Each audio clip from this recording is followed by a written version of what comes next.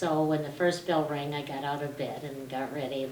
I was always the last one in. The principal used to say, "You're the closest one to the school, and you're the last one in all the time." Well, it was a short commute though. So Yes, worked, it right? was. That's It good. was, That's and the world was totally different then.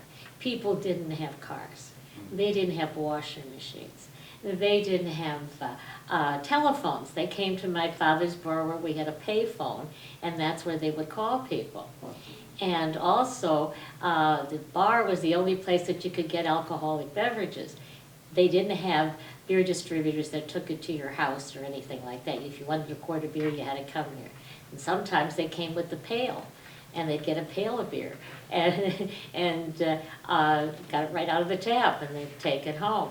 And it was, as I said, it was a totally, people sat on their front porches, and everybody walked.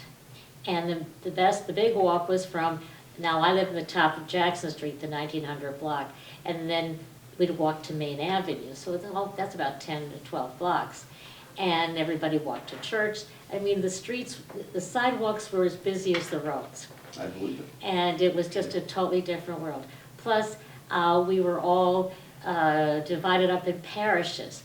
I'm a first-generation American, which I'm very proud of. Both my parents were born in Lithuania. My father went to the 8th grade to school, and my mother never went to school. And when she wanted to become a citizen, which she didn't do till I was about in 2nd grade, and I taught her to write her name and to read and answer the questions, and she became a citizen. And but I'm very proud of that because they were hardworking people and taught me a great deal. And the rest of my life was around my church.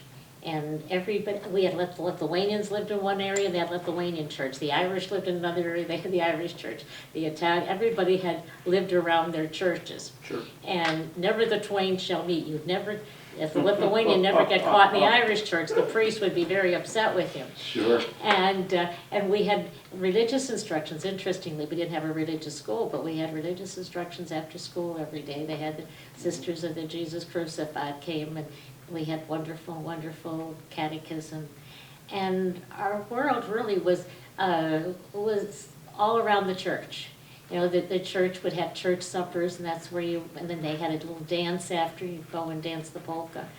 And they also ran, now they still have, you know, church bazaars and things, but we used to have one where they had rides. You could, you know, get on rides and everything. And the people all worked that, and it was as I said, a different time. Sure. And then it all changed after the Second World War.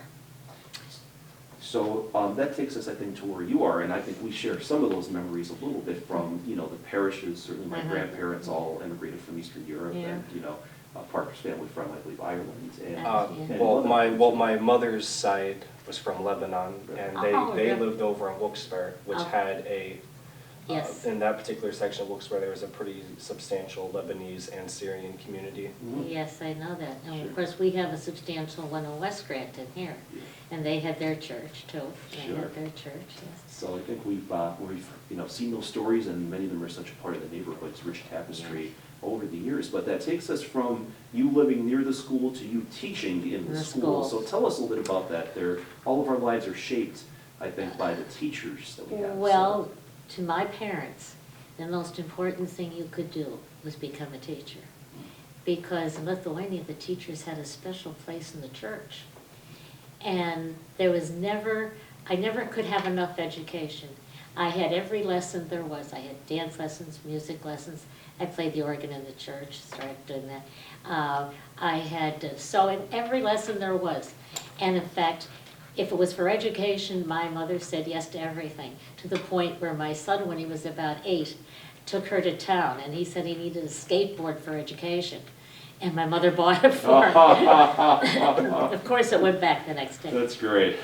So then it was just natural that I would become a teacher. You know, Wonderful. that was the most important things. And so when I went to Marywood Seminary to high school, and then I went to Marywood College and majored in music. And then, of course, I began to teach. And my first assignment was at South Scranton. And that was 2 years, and I got married, and when you get pregnant in those days, you had to leave after 4 months, and you couldn't come back for 2 years. Oh, wow. So, well, in a way it was good because I was able to stay home till my son was 2. And, but now, of course, we've been able to change all of that, hopefully. And even prior to that, that only changed, I think, in 1965, because it was our union member in Strasburg, and it was our, region attorney, and they won the case. That was about 1965. Wow. And so then I went, and when I guess it was 63, I went to North Scranton. And I stayed there for 27 years. All right. Well, and there I did major musicals with students, and it was a excellent. wonderful experience, wonderful. Outstanding.